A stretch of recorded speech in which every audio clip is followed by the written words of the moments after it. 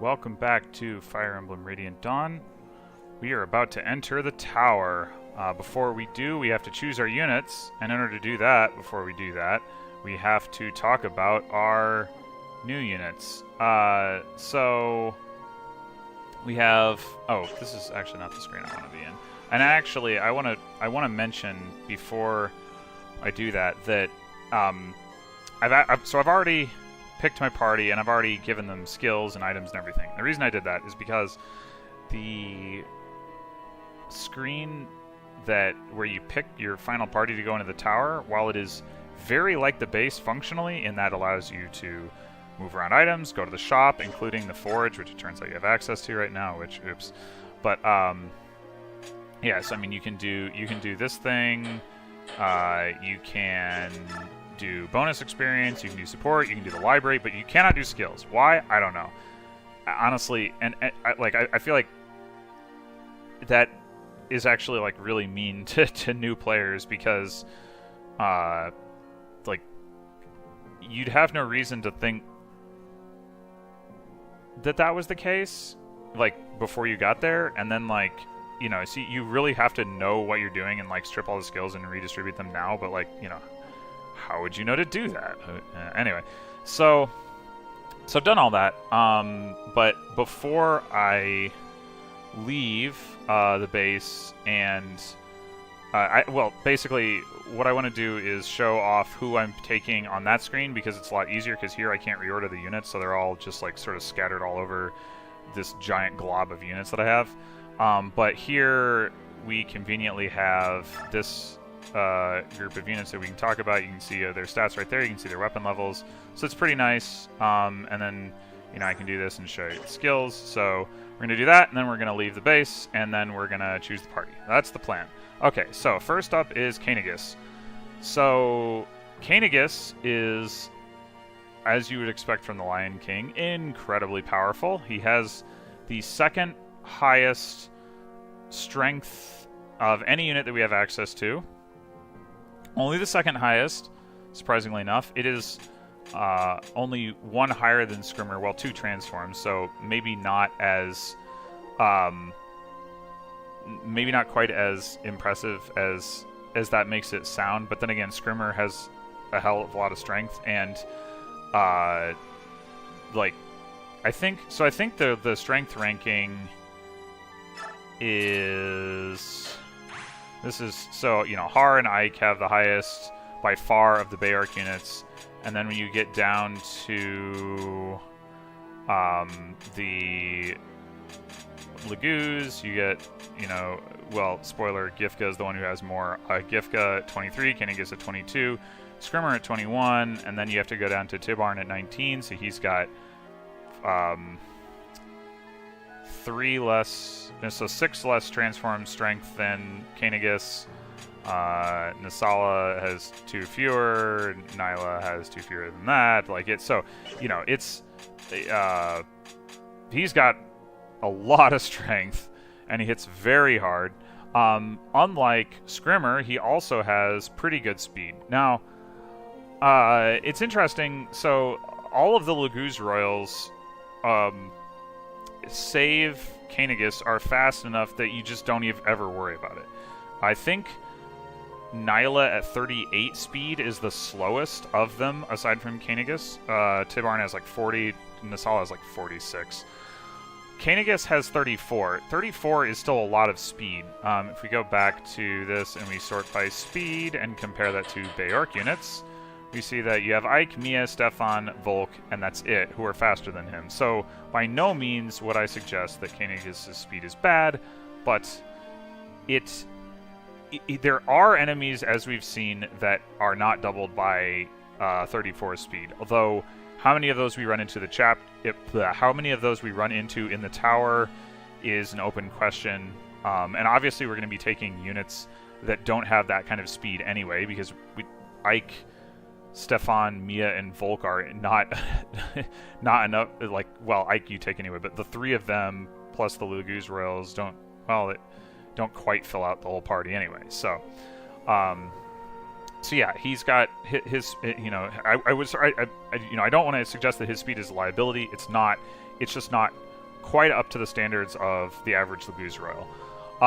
Defensively, he has the best defense of anybody we have access to at 22 and or 44 transformed.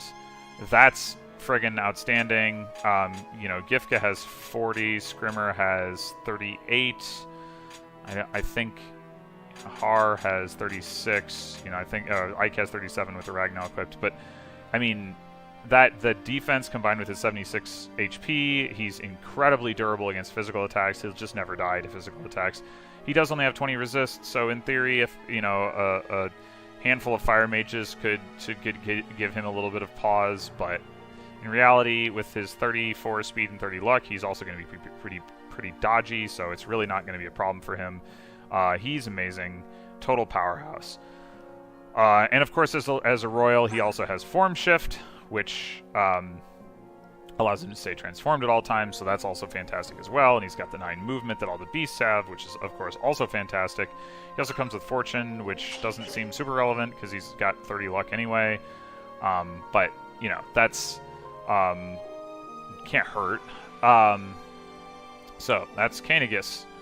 Then we have Gifka. So Gifka actually has 2 more strength and speed when transformed than Kanegus, which is incredible. Like, it's just really hard to fathom why that would be the case, but he does have 3 fewer HP,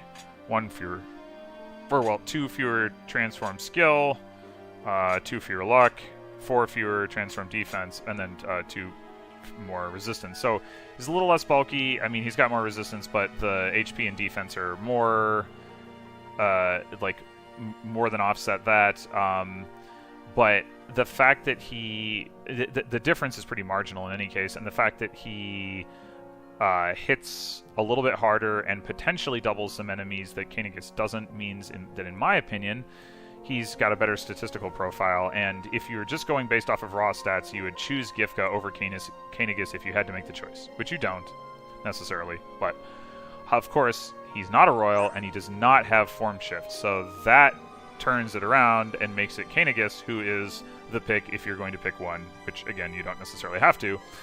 However, he does come with a Laguz gem. There was also one that we found in the desert, so he would be a very obvious candidate for using that.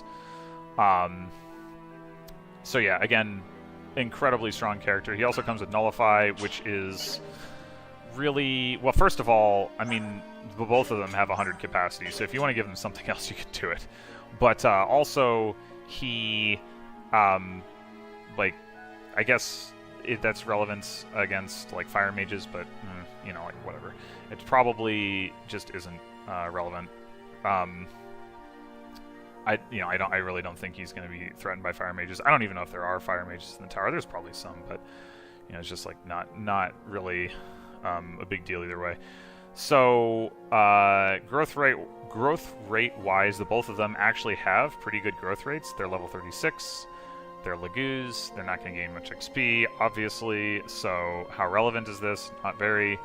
But for what it's worth, I'll just call out the important ones. Kanegus has got 40 strength. Gifka's got 35. Kanegus has 20 speed. Gifka has 50. They each have 30 defense. Kanegus has 10 res. Gifka has 15. So it is nice that Kanegus has capped his skill, which is a 40% growth, because if you do manage to give him a bonus experience level, you don't have to worry about him getting that, and he's more likely to get strength as a consequence. His highest growth rates are 50 HP, 40 strength, and 40 luck. So, he can potentially catch Gifka in the strength department that way. And he's also reasonably likely to get even more defense, as if he needs it. It looks like he's very close to his cap. Probably his cap is 23. Anyway, Gifka, if you manage to give him a bonus experience level, is likely to get more speed, which is not too impactful, so that's a little unfortunate. His highest growth rates being 50 speed, then 40 HP, and then tied with 35 at strength and skill, and there's also defense at 30, so he might get some more strength, he might get some more defense, but I would say Kanegus has the slight edge in terms of being a candidate for getting a BXP level if that comes up, which it probably won't. But anyway, on to Kurthnaga. So where these two are complete powerhouses, Kurthnaga is pretty much on the opposite end of the spectrum. He has 30 transform strength, which doesn't sound particularly good when you compare it to Gifka and Kanegas, but is actually not bad at all. And to demonstrate this, let's sort by strength. So let's compare it to some Barrack units. Ike and Har obviously crush that, but Shinon, Jill, Titania, Renning, Volk, Gatry, Mia, Oscar, Marsha, Kieran, you know, like, he's right in the middle of that range of units. That's perfectly acceptable company to be in. The issue is that he has 20 speed, so not only is he not doubling anything, he's getting doubled by probably everything. I can't... Well, maybe not dragons. Dragons are pretty slow. They're certainly slow in 4-5, and we saw tigers that were slow enough not to double him in 4-5, but I don't think there are any tigers in the tower. But like by 4-4, all of the generals and mages, like the slower classes, were, you know, capable of doubling somebody with 20 speed. So like he's going to get doubled by a lot, if not all, of the enemies. He does have decent mixed bulk with 30 defense and resistance transformed and 55 HP, but the fact that he gets doubled means that makes his bulk a lot less good, effectively speaking, because obviously he's going to take twice as much damage as he would otherwise. And his bulk isn't so good that is rendered irrelevant. The other thing about his attack ability to attack is, so first of all, he has 16 transform skill. That's real bad, and it means he's going to have trouble hitting. It means he's going to have trouble. He's never going to crit anything. He also has a strike rank, which means his weapon power is 12 might and 95 hit. Now 95 hit's pretty good, and that does help offset his skill, but probably not enough. But 12 might, that is not good. It is 1-2 range, but it's on a, you know, like the 42 attack is not completely terrible, but it's, you know, it's comparable to what Mia has been using in practice, even though she's going to be able to do more than that if she uses like the Vague Kadi or the Alondite or something. But, you know, like if she's using like a Steel Blade or something, like she has something in that range. But Mia doubles, Mia crits, Mia, you know, activates Adept, you know, Mia has a mastery skill, etc., etc., etc. Kurth has none of those things. He won't double, he won't crit, he probably won't hit, so his attack value, which is already bad, is made a lot worse by all of those things. So basically, he's not a viable combat unit. You know, in theory, if you trained his weapon level... Oh, and I should mention that Kanegas and Gifka's weapons both have 22 might, which is equivalent to the most powerful legendary Barrack weapons in the game, Irvan, Double Bow, and Wishblade. So, if you were to train Kurthnaga's weapon rank all the way to SS, then he would also have a 22 might weapon, and unlike Kanegas and Gifka, it would be 1-2 range. So, like, that would be good, right? Well, yeah, but you're never going to get there, so it doesn't matter. And that 12, again, is just not going to cut it. So, he is... he's an awful combat unit, and he does have one somewhat redeeming quality, which is his Night Tide skill, which provides defense and res to adjacent units. So he does have some utility from that. However, as we're going to see, that is outclassed by the competition, and the other dragons that you get access to have better support skills in that respect. And so I would probably say that he's the worst unit you take into the tower. the most immediate competition for that slot is probably Soth. Soth does have the ability to open some chests that are in like 4-5-1. I don't know if there are chests in the other maps, but you know, I don't know how important it is to open those chests either. So you know, maybe it's really important, but I'm just not sure. But yeah, he's not like he's going to be one of, if not the first units to get cut once we have limited deployment slots, which won't happen in 4.5.1, but probably happens as soon as 4.5.2. If not, then, well, I know it happens by 4.5.4. I'm not sure about 2 and 3.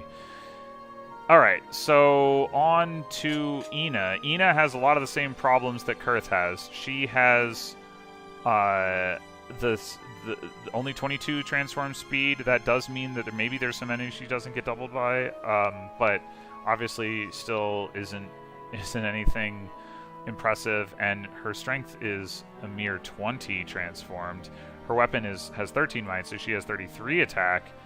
So I mean, if you thought 42 is bad, well, 33 is worse. 33 is 2 points lower than Alencia's attack with the immediate equipped, which you saw last chapter, and keeping in mind that immediate is a brave weapon, you know, that she wasn't able to do a ton of damage with that. Ina obviously is going to do less damage. She's not going to double. Her skill isn't as bad as Kurth's, but it's still certainly not going to allow her to crit. So again, you know, she's not going to do anything offensively. Her bulk, I would say, is arguably a little bit worse than Kurth's, because she's got more HP and resistance, she's got less defense, and defense probably, the defense difference probably dominates the resistance and HP thing. But yeah, I mean, then again, there's some enemies she doesn't get doubled by, so maybe she actually has a little bit better durability. But you know, they both, you know, it's mostly push. But the thing that puts her ahead of Kurth is her skills.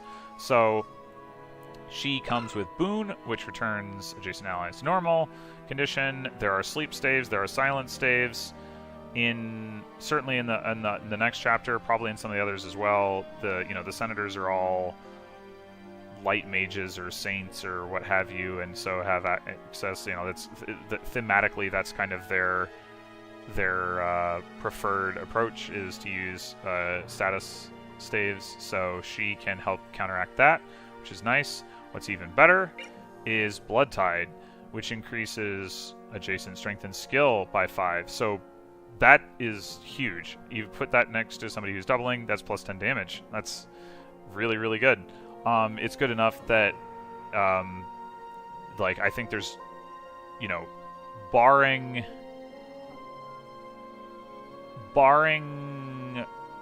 like particularly valuable chests or I don't know what, she almost certainly gets a deployment slot ahead of Soth, and probably also ahead of Soniki. So yeah, Blood Tide is really nice, and I'll be talking about that more when I talk about who I'm bringing into the tower. But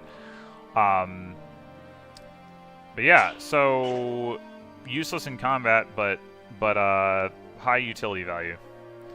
Okay. Oh, and then she also has Miracle and Renewal, which does give her some survivability that she wouldn't otherwise have. So again, yeah, probably her durability is actually better than Kurth's. I mean, obviously you could take those skills off and redistribute them to somebody else, but anyway, then we come to Renning. So Renning has no skills that he comes with. He is just a pretty straightforward Gold Knight, much like Titania, and his stat line is quite similar to hers. Titania has 30 speed to his 29, has 26 speed or defense to his 27. He has 2 more skill as well. He has quite a bit more HP, which is the one big difference, or one of the 2 big differences between them is he has 56 to her 45. He also has SS swords instead of axes, whereas Titania has SS axes. And this is mostly relevant because if, you know, it means that like Renning can't use the Irvan, whereas Titania can, and the Irvan is better than, well, Irvan is more powerful than any weapon that Renning can use. Whether it's better, I guess, is debatable because, you know, the Alondite is 1 to 2 range. But in any case, so without going too much into detail about, like, you know, right now about all the various options for units to take into the tower, he's certainly, like, right there with Titania and Oscar as a perfectly reasonable option. And you know, being a paladin, obviously that makes him, you know, comparable to them in terms of his, you know, movement and having Canto and all that. Having Soul, which is a good mastery skill. So yeah, I mean, yeah, I think, well, let me just go. I'll go ahead and mention his growth rates. I didn't mention Kurth's and Nina's because they don't matter. But Renning's are 40 HP, 60 strength, 50 skill, 40 speed, 70 defense, and 20 resistance. So yeah, perfectly viable candidate for the tower. I will go more into where exactly he slots into the list when I get to that. But right now, what I'm going to do is take a short break to finalize a few skill assignments that I didn't want to like spoil in the screen, I guess, and then we'll proceed on to the unit selection. So be right back. And we're back, and we're off to the tower. I mean, I guess we were already off to the tower, but whatever.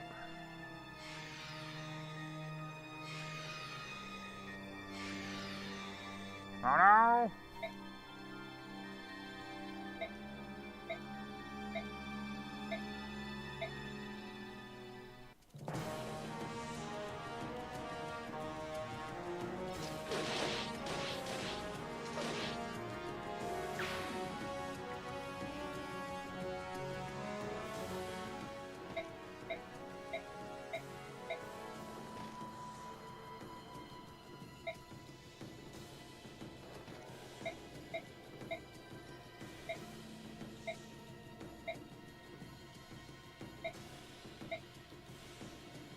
It would hurt to have Soth. It would!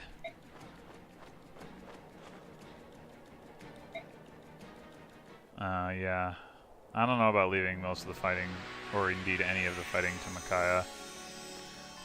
But she can use staves, so, you know.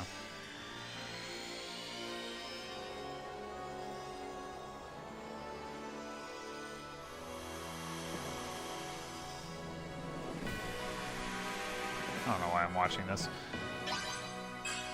I guess so I could see her lose her leggings for whatever reason. I guess it's warm inside the tower. I don't know why she gets +5 strength and defense. It's like a thing with promotions and Fire Emblem, is to give units more stats in whatever they're bad at. Oh, interesting. I didn't know it would actually skip past that without you hitting a button after a certain amount of time. We're ready. Well, not quite, but we're getting there. Okay, so what we're going to do here is start out by deselecting units, and then we're just going to go through and kind of one by one select who we're bringing. Actually, the first thing I'm going to do is talk about Leanne, Raphael, and Rayson. So obviously you don't bring Leanne into the tower. That goes without saying. Between Raphael and Rayson, it's tough. Basically, Raphael obviously doesn't need to take a turn to use Lagoo's gem, which is a big difference. Rayson has better stats, better movement, and Canto. So, what I ended up deciding to do is bring Raphael, because the maps tend to be small, and I think the Canto part isn't as important. And what I have done is put Clarity on him. So Har is no longer the only owner of Clarity. Raphael has it back for the first time since 1.7? 8? Forget which chapter it is exactly, but the swamp, rescue the villagers from the swamp chapter in part 1. So that is what we're doing with the herons. Okay, so on to our unit selection. First up, Kainagus. He is way too strong not to use. He's just a complete powerhouse, and a person would have to be crazy not to use him. Second up is Tibarn, also a complete powerhouse. So just to give some context here, I'm going to be talking about attack values. So Kainagus has 44 transform strength and a 22 might weapon. And so he's got 66 attack transformed, which is bonkers. Tibarn has a 38 transform strength and a 20 might weapon, which is so for 58 transformed attack, which is still really good. Not as good as Kainagus, but still really good. So item-wise, obviously they don't have much of anything interesting. So skill-wise, I removed Kainagus's Fortune because that seems totally unnecessary. I gave him one of the Nihil Scrolls because he has room for it, and not a lot of characters do. I gave him Renewal because he has a big HP pool, so he can make better use of it than most, even though I suspect he won't really need it, but it doesn't really fit on a lot of characters. And I gave him Provoke because he has... I think that's... Giving him Provoke, I think, is better than...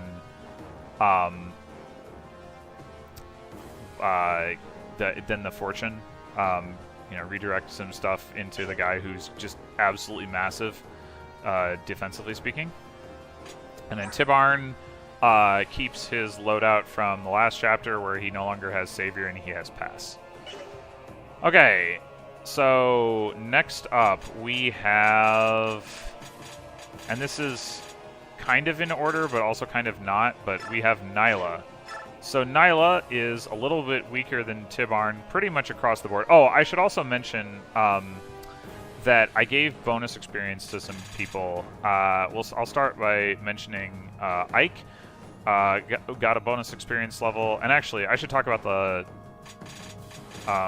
loadouts for these guys too. But we'll start with Ike. So Ike gets his Nihil Scroll now. I don't know that he needs it yet, but he doesn't really need anything else in particular either, so I figured just easier to just give it to him now and not have to worry about it. Yeah, anyway, his bonus experience capped out his speed, gave him a point of luck, gave him a point of res. There's only uncapped stats at this point because he's capped HP are magic, luck, res. He's actually pretty close to capping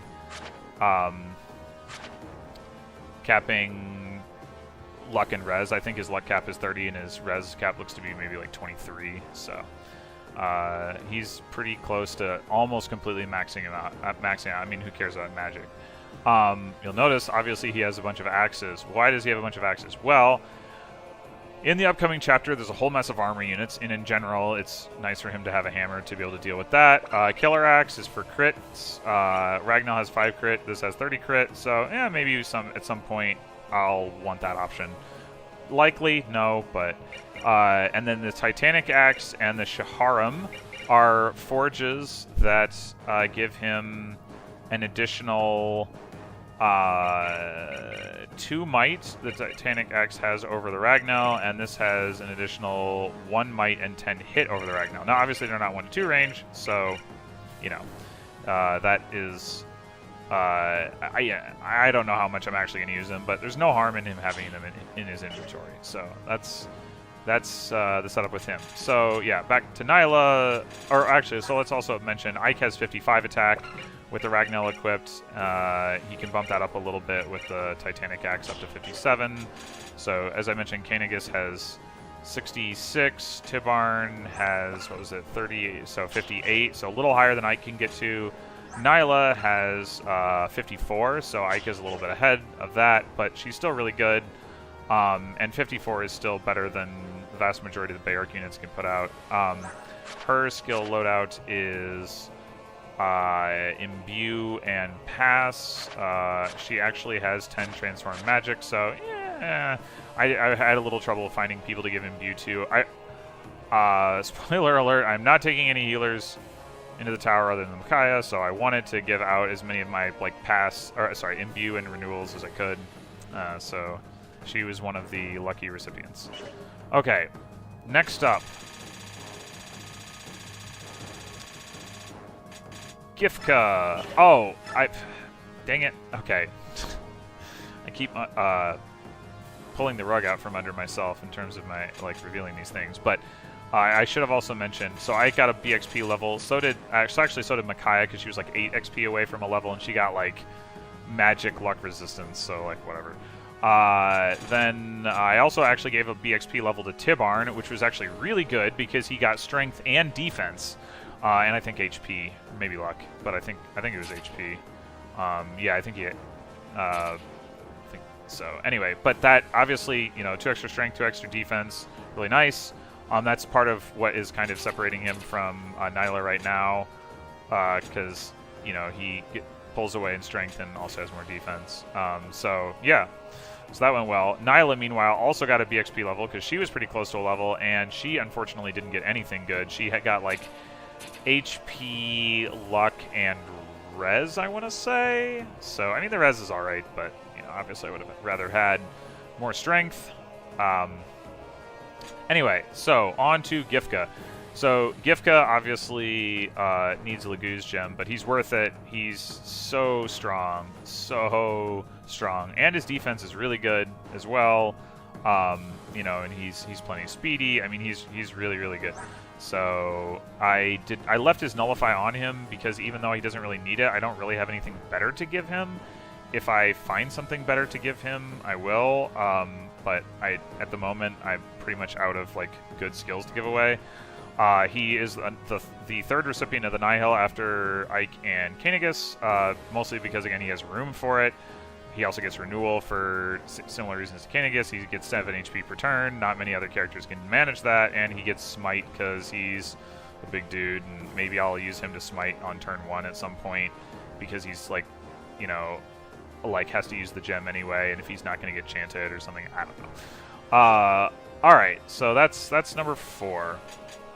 Number 5. Now, at this point, these 4 characters I would consider to be auto-includes. Everybody else that I'm going to take has some kind of flaw that makes them debatable, but I think that, there's only... On the one hand, with this many characters, it's not surprising that there's more than 10 viable ones to take. On the other hand, I really only think there's a couple of characters that I would seriously consider taking that I'm leaving behind. So it's, I don't think there's much, even if I'm wrong in what I'm taking, I don't think it makes a huge difference. That's what I'm trying to say. Anyway, so the next one is... If I can find him. Here he is. Shinon.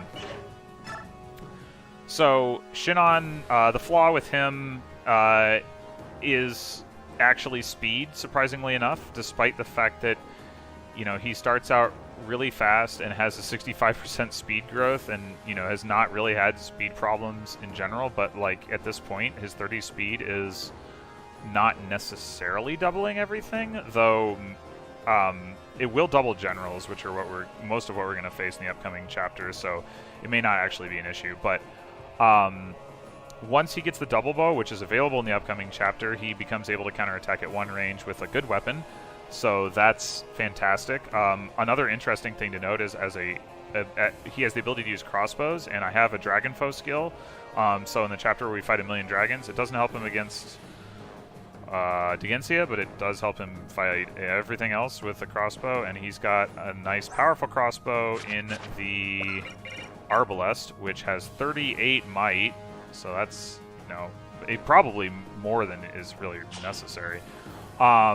Anyway, so the reason I'm bringing him is basically because he fills a niche that nobody else does, and that niche is the ability to attack from 3 range, and to use the double bow. I mean, the 22 might weapon, I've sort of talked about this already, but the double bow and the Wishblade, pure stats-wise, are the best weapons in the game because they tie for the highest might at 22, and they are 1 to 2 range. Unlike any of the only other 22 might 1 to 2 range weapon would be like Kurth or Ina's breath weapons. I assume Ina's would actually get to 23 if she were at SS rank, which is interesting. But you know, they're never going to get there. So all the other 22 might weapons are 1 range. All the other 1 to 2 range weapons are 18 might, or you know, lower. So yeah. So his ability, yeah. So it's just good to have somebody who can use, you know, one of those weapons, but also his ability to attack from 3 range is really nice. It is particularly nice actually in the upcoming chapter where there's a bunch of gaps that only flyers can even cross. So a lot of the foot units, I mean, I think there are ways to get out to all of the little side areas, but all of the foot units have to potentially take the long way around and just generally don't want to even be bothered. And while I do have some flyers, it's certainly nice to have somebody who doesn't even have to take counterattacks from those guys and can shoot across. And obviously, just in general, not needing to take counterattacks is good. So, you know, when you compare his stats to some of the other units that are like just barely not being included, he's not like head and shoulders above them or anything. You know, you could make cases for other units, but that niche that he has, I think, you know, puts him over the top. Okay, so that is number 5. Next up, we need to look at well, the thing I'm going to do next actually is, well, let's see. How many of these can I grab? Har, Jill. Actually, no. Let's just grab Har, because Har is the next one. Okay, so Har, obviously, like Shinon, but slightly more so, especially because his growth rate is not good, has the risk of having speed problems. And I do regret not giving him the speed wings that I gave to Alencia. I had some concerns about that at the time, although he is pretty close to his speed cap anyway, and he's close to some other caps. I did give him a BXP level as well. He got skill, luck, and defense. He is, I believe, 2 away from capping all 3 of those stats. So he could definitely get some BXP help with his speed soon. I could even see myself wanting to give him another BXP level like right now just to facilitate that, but it is pretty expensive, so probably not. But in any case, yeah, so if you compare him, I did the sort earlier by strength, and you could see how much more strength he has than all of the other Bayark units save Ike. Similarly, defense. He has so much more defense than all the Bayark units save Ike. And while, you know, that he doesn't dominate like the Laguz Royals in that respect, you know, there's only so many of them. And he also is a flyer with Kanto and the ability to use 1 to 2 range weapons. Now, obviously, that's also true of the Bayark units, but again, he has the strength and defense advantage. And actually, his skill is also really high. Shinon has more skill, but if we sort by skill, you know, we see that like you have Ike, Shinon, the Sword Masters, Volk, and then there's a drop off, and so he really actually has a ton of skill. Anyway, I'm still sorting by skill. Is this what I want? I guess that's, yeah. So yeah, he's the man who's claiming the Irvan, and incidentally, one of the great things. So I'll go ahead and do this. One of the great things about that is sort of hiding that, but is that it gives him +3 resistance, which is his weakest stat. Now, it's not 1 to 2 range, and that is unfortunate, but, like, man, that hit rate is something else. Not that he really needs it with the 36 skill, but yeah, he like I said, he's going to be the user of the Irvan. His attack value with it is 60, which is actually better than Tibarn and Nyla. It's obviously lower than Kanegas and Gifka, but but it's and better than Ike, so it's real good. All right, so now we've gotten through 6 units. The next thing we need to look at is our. Actually, to do this, I am going to sort by class. So, I'm going to look. I mentioned in the desert chapter that Stefan is comparable to Mia when you recruit him, or was comparable to my Mia at least. And that is true, but if you look at their stats, while he is comparable, he is clearly worse. He does have 3 more HP, but he has lower strength, magic, luck, defense, and resistance. Now, obviously, most of those differences are not that important. The 2 strength is substantial. The 4 defense is substantial. Mia also has built-in Vantage, which he does not. So she can do a little bit more with the stat or with the skill loadout. Now I've mentioned the Elondite and wanting to have somebody who could use that, and it turns out that I completely forgot about the Vague Kati, which is a 20 might legendary weapon. So it isn't on par with the Urvan or the Wishblade or the Double Bow, but it is a good weapon, and you could argue, oh hey, you could potentially take both of them, or at least take 2 sword users and have one of them use one and one of them use the other.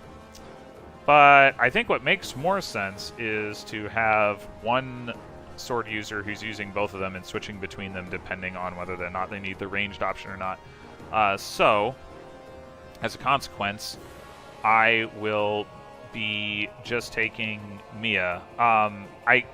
There's more people that she should be compared to than Stefan, obviously, but one thing I think I meant to talk about and I haven't actually really touched on yet is that the whole Blood Tide thing. So you've got Ina with Blood Tide, you've got Gareth, who you also get later with Blood Tide. You do also get Nasir, who has White Pool, and White Pool provides +5 speed and magic, I want to say? I know it's speed. So you can actually do some speed correcting with Nasir, but you can do more strength correcting with Ina and Gareth, and you can do the strength correcting with Ina before you can do the speed correcting with Gareth. So I am going to tend to err on the side of strength. That being said, I mean, let's do the strength sort again, and Mia is all the way up here, so she's not beat out by that many units anyway. Like if we're comparing her to say Jill, yeah, Jill's got 3 more strength, but Mia, we know Mia's going to double. Mia's actually almost as bulky and is dodgier, and has like higher skill and is more likely to activate various things. So I mean, I don't want to dump on Jill or anything. I think she's like, she's good, and she would.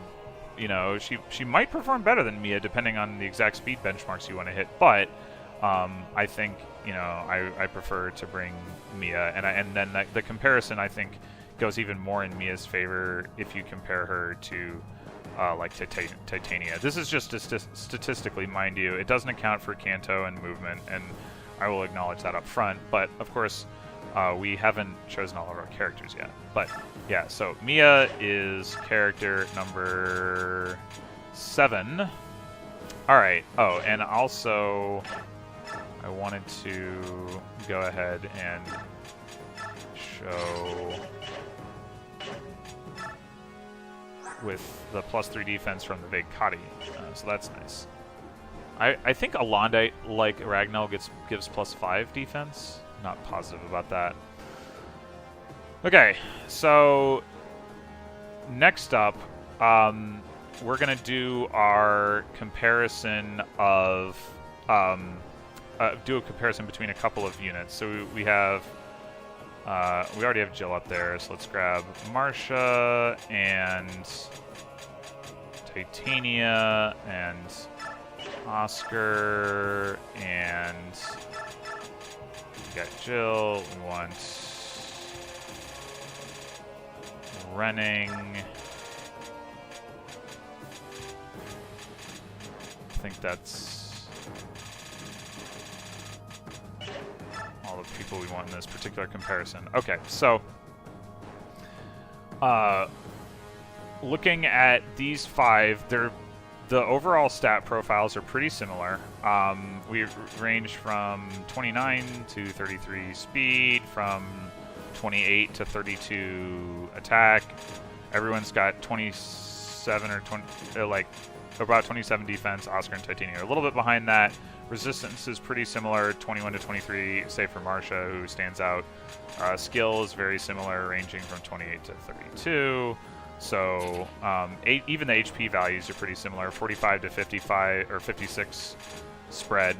So all in all, you know, pretty similar. So what is the tiebreaker here? Who emerges between this group? Well, first of all, I've talked about the Wishblade before. The Wishblade, his 22 might.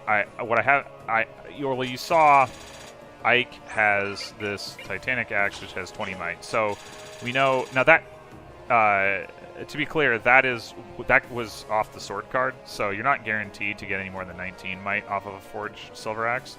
So let's just conservatively say, for the sake of argument, that you don't get might. So then you have 19 might forges. Although, I mean, I do have, in fact, the 20 might one. So, but the point is that the Wishblade does give you a couple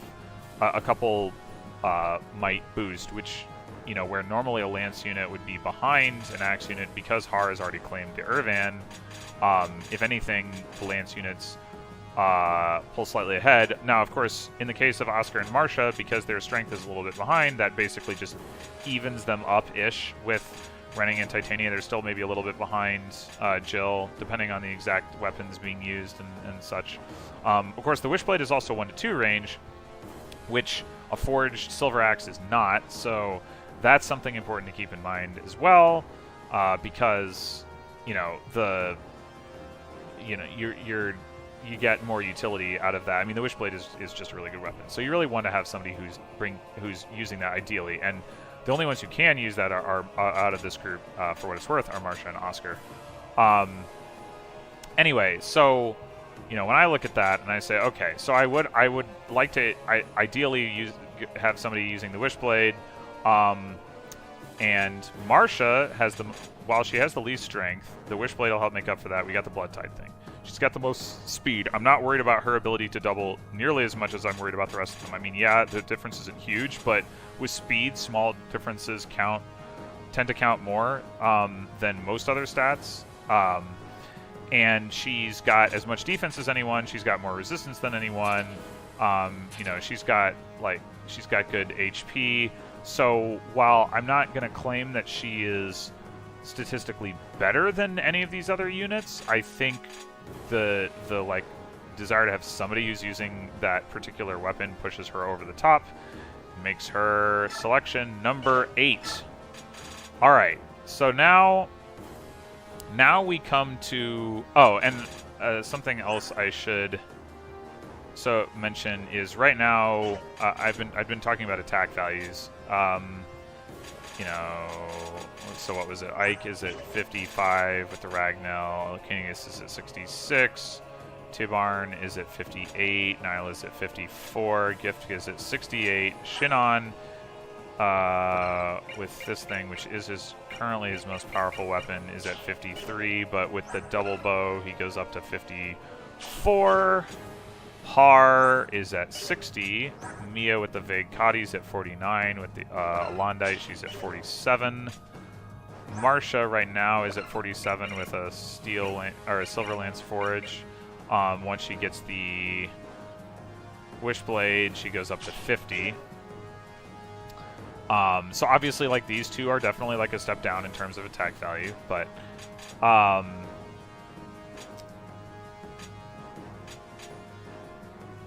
let's talk about Nasala. Nasala has 18 strength, which is actually more than Nyla.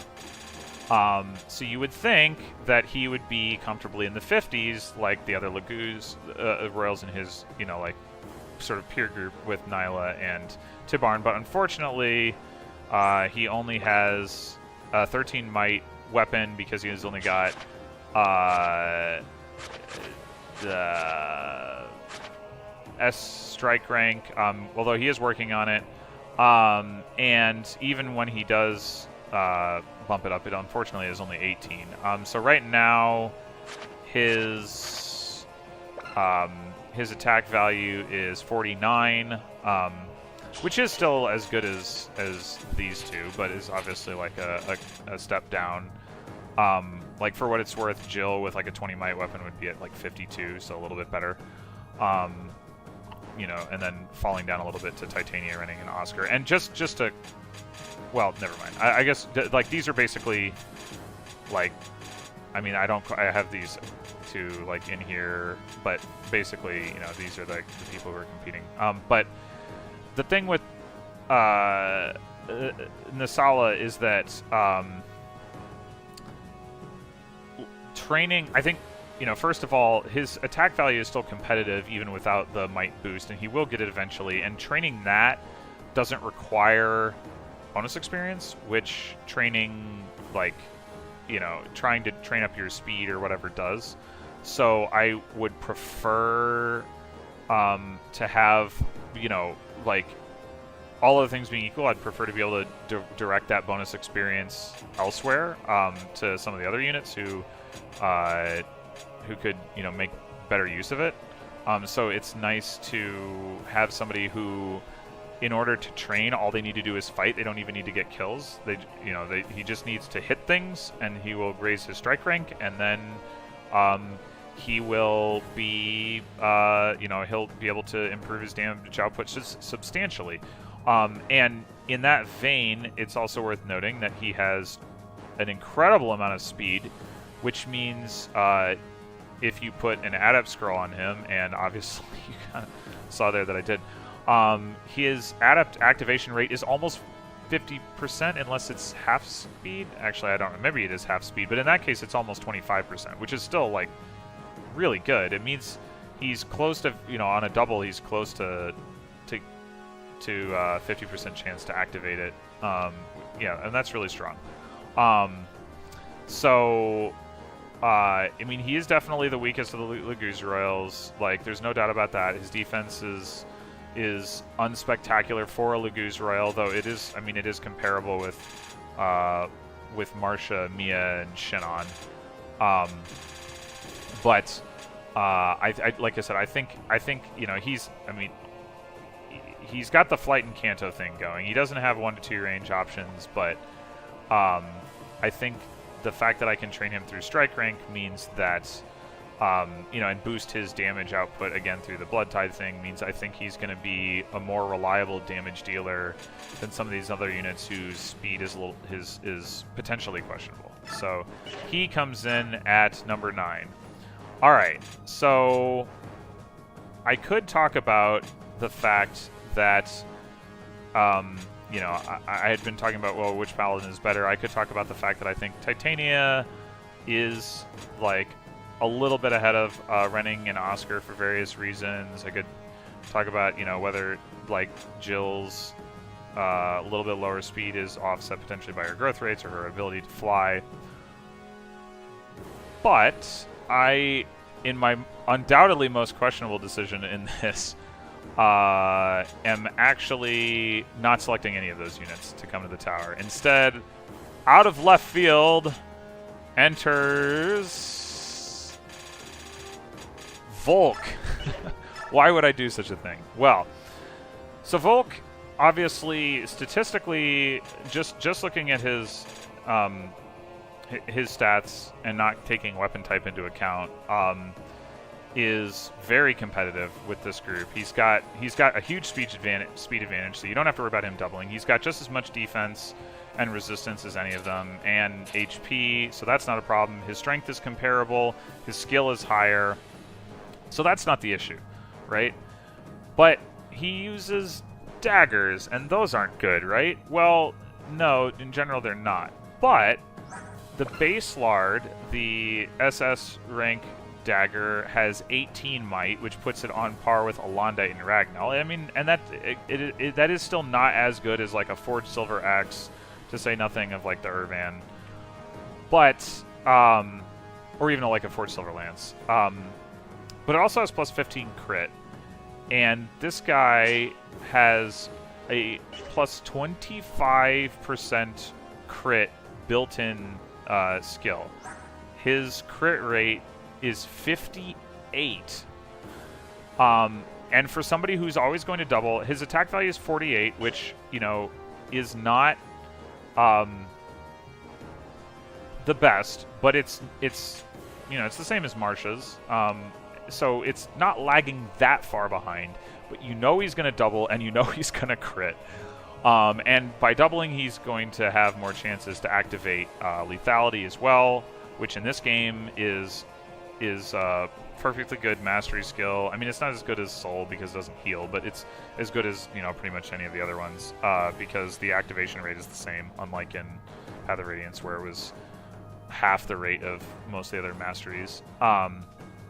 So, I don't necessarily, like, I don't by any means think he's obviously better than Jill or Titania, who are really, I mean, I talked about Oscar and Renning, but really it's Jill and Titania that he's competing for a slot against. That could be said for, like, all four of them, these people, really. But, yeah, I don't think he's obviously better, but I think he is a reasonable choice, and I think he is going to be fun to use, and that is valuable. Now, of course, you could also ask, like, well, what about Soth? Like, he can use daggers, right? He could just give him the base Lard. Well, Soth only has 24 strength and 31 speed and does not have plus 25 crit and only has 17 defense and only has 42 HP and only has 28 skill, and the way to use Soth in the tower is mostly to not. So that is the plan. So I'm sure that people will disagree with this and say I'm nuts for not bringing Jill, but I don't really think it's gonna make that big of a difference, and I think that using Volk is fun. So that's what I'm going to do. Now, the other thing I didn't go through once I got past like Gifka or so was like the skill and weapon loadout. So I should talk about that. Shinon has Paragon and Imbue. I mean, we've seen why he ends up getting Imbue because he has like high magic, and even though he doesn't really need the healing, like I end up not having anybody better give it to. So once again, he has that. He has Paragon because if you actually look at the levels of the various characters that I'm bringing, he's actually like, so putting aside some of these guys who aren't worth bothering with Paragon on, you know, he's the second lowest level behind or ahead of, depending on how you want to look at it, Marsha. So he gets Paragon. Then we have Har. So, oh, and I guess we'll just also say we've got, in general, I'm just bringing like the best weapons that I have because I'm not really going to run through them anyway. And so we got a lot of good weapons here. We got a Brave Bow. We've got a 21 Might bow. We got the Silencer for some extra hit rate. We got the Arbalest for flyers, although I don't think there are any, but you know, whatever. I bought another Killer Bow in case he wants to go for a crit. The 8 Might on that might make that non-viable, but I can afford it, so it doesn't really matter. Har obviously has the Irvan. We gave him a crit option as well. Not many charges left in the Brave Axe, but there's the use case for that is probably relatively small for him anyway. He's got the other hammer. He's got the Tomahawk and the Sleep Axe for like slightly more damage and a lot more accuracy ranged options. His skill loadout is Resolve and Provoke. Why? Honestly, mostly because I had skills to give out, and he seemed as reasonable as any of a choice. He does tend to fly off on his own and just like take damage and be at like less than, you know, half. And hey, if he gets into Resolve range, he won't have speed problems. And most of the characters that I'm taking, that's not a consideration for. They already are going to be doubling everything anyway. But Har is one of the ones that's not true of, and Provoke, well, you know, he's a incredible tank, at least against physical units, so might as well set him up to, you know, to like get slowly chipped into resolve range and make sure he can double things, and also bump his skill to a whopping 54. So that's kind of cool too. Mia has the Vague Kadi, as I mentioned. She's also got a Brave Sword. She's got the Tempest Blade for her ranged option, which has actually got as much might as the Alondite, just a lot less hit. She's got a Killing Edge if we want to go that route, and then she's got her Forge, which I don't actually think there's any reason to use it ahead of the Vague Kadi. I basically brought it in case I decide at some point that I'm wrong about how quickly I'm going to run through that before I get to the point of blessing weapons. Well, I don't even know that I can bless, like, the Vague Kadi and the Alondite anyway, so, but whatever.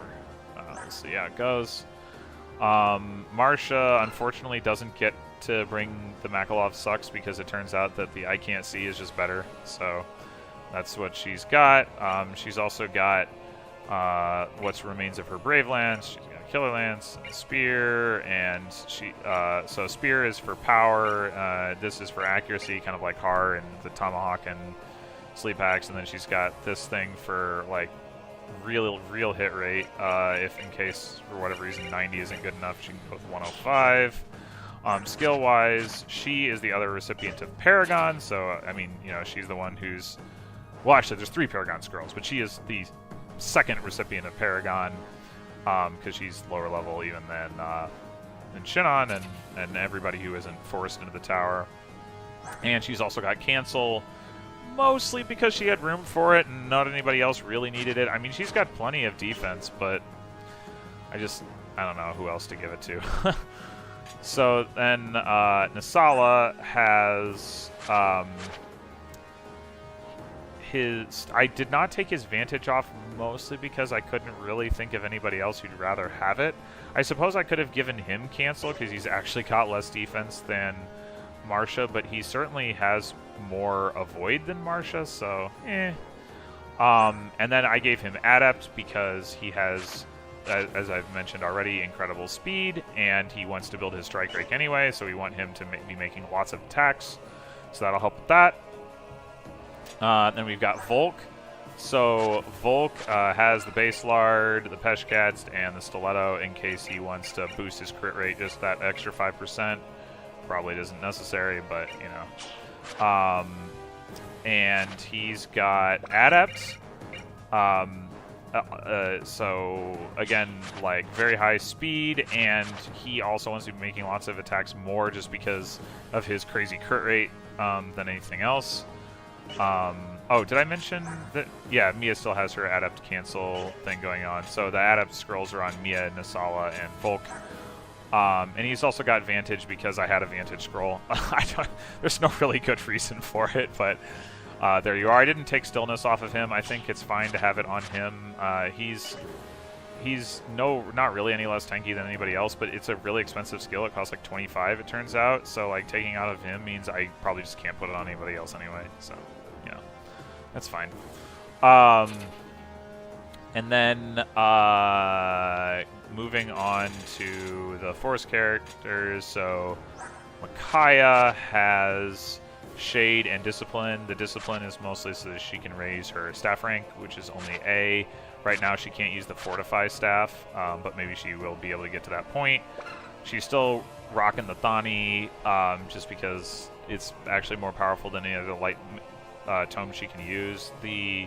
There are some more powerful light tomes I have. She can't use them. They also weigh a lot, although she's got 10 strength now, so like maybe some of them wouldn't weigh her down. But anyway, she's got the Purge, in case I want to do that, which I probably never will. She's got a bunch of staves. The Restore status is pretty important because of all the status effects that I mentioned that we will be encountering.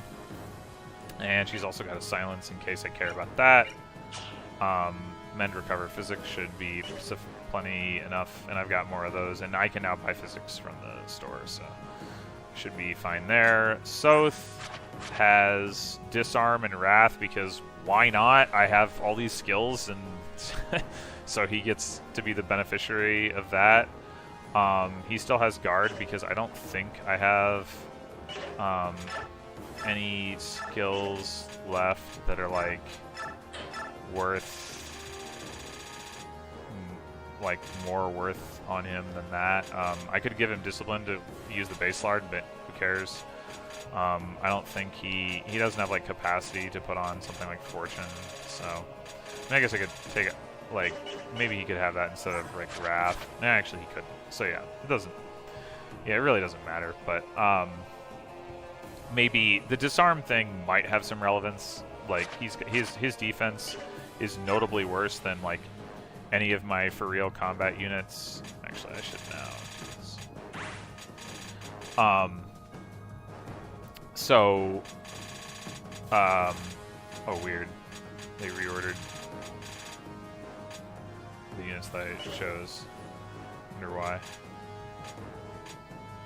Anyway, yeah, his defense is pretty bad comparatively speaking, so if he can disarm people, you know, that's nice.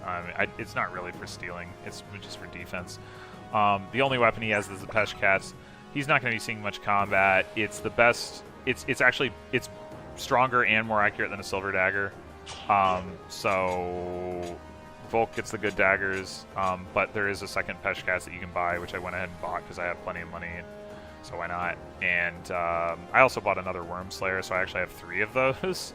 So Mia can use one, Ike can use one, and wait, do I have another sword user? Oh, Marsha. That's right, Marsha can use one in the Dragon chapter. Assuming that they don't need to be blessed, which maybe they do, and maybe that was pointless. But again, I have more money than I know what to do with, or at least I do, because I can like sell more stuff that I'm never going to use anyway. So yeah. Okay, so Soniki has her personal tome. Obviously, she has the L-Light as a thing that doesn't actually weigh her down, and then she's got some siege tomes. It turns out that none of the other tomes she can use are as good as her personal tome anyway, so there's no reason to give them to her. Skill-wise, she's the other recipient of Shade along with Micaiah, and she's also got Paragon. Why does Soniki have Paragon? Do I care about training Soniki? No, I don't, but nobody else has space for it. Like, I could give it to Mia, but I'd really rather just have be rocking the Adept cancel thing. Like, I don't want to take Adept in particular off of her, and I can't give her Paragon and Adept, so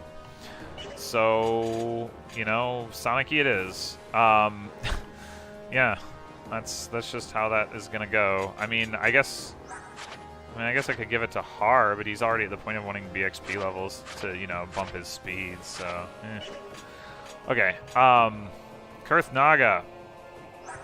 Kurth Naga has a Laguz Gem. Because I got 2 of those, Gifka's got the other one. And I don't know if this is going to work, but I'm willing to give myself the option. He is the proud owner of the other Resolve, along with Har. So now this Wrath is totally pointless. Like, I know that, but you know, in fact, actually, you know what? Oh, I can't even. Never mind. Whatever. I'll change it after next chapter. What I really should have done is actually given him one of the fortunes, because he actually does have capacity for it, and that would be more useful on him than Wrath. Like his skill is even like, you know, 16 to 24. Like, he's not gonna crit anything, but yeah. So I'll switch that out for fortune after 451. But yeah, the idea here is just that, you know, he's only got 20 speed. If he goes into resolve range, he's got 30 speed. Maybe he can double some things. I really don't think this is going to be a thing, but I figure that he's got space for skills and nobody else really needs resolve, as weird as that is. So why not? I mean, I guess what the other thing I could be doing is bringing another slower unit and trying to put them into resolve range, but honestly, like, I'd rather just have like units that are good out of the box than like have to jump through hoops. So obviously I'd have to jump through hoops with Karthnaga, but I can always just opt not to bother because I don't really need to use him. So I'm not relying on him to be able to do anything with it. I'm just giving him the option if he wants it. Then we got Ina. Ina's got a Laguz Stone instead of the gem because I figure she's going to be even less combat-y than Kurth because Resolve doesn't raise your strength, so she'll never do damage even if she does go into Resolve range, so she doesn't have that. All I gave her is Daunt. The logic here being, well, she's going to get up near allies who are fighting anyway because of Blood Tide, so we'll just increase her utility that much more with Daunt. If I get any more AoE stuff, maybe I can take off Miracle or Renewal and put one of those on her too. That'd be nice. So I think that covers all of our stuff. So not a short episode, but I think I got through it about as fast as I could. There's a lot to cover. Anyway, so let me know how much of an idiot you think I am for not bringing Jill and Titania. And I'll see you next time for 451. Till then.